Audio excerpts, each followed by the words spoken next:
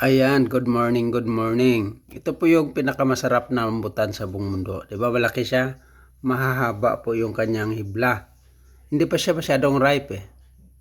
Pero mas dark siya pag hinog na siya ng gusto. Nalaglag kasi kaya kinuha ko na.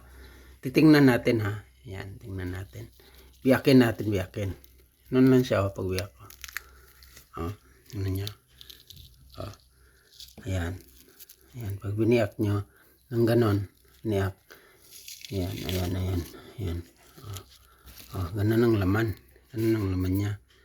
Pag biniyak mo siya, yan, maliban sa sinasabing tuklap siya. Yan. Hiwalay na siya kagad.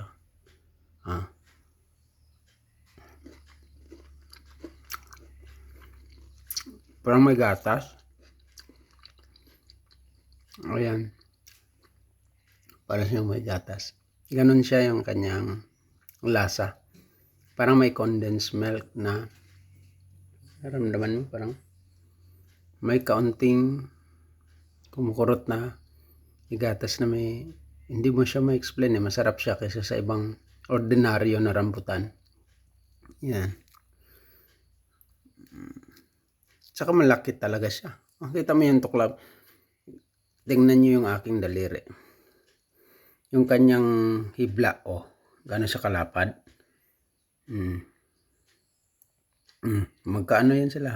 Gano'n siya kalapad, di ba? Gano'n siya kalaki. Tingnan mo yung dalawang daliri ko. Magkanon kakalapad siya sa dalawang daliri ko. Ang kalating ano niya. Laman.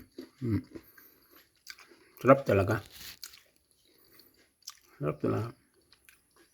Ganun siya. Ganun siya. Ganun talaga. Sige.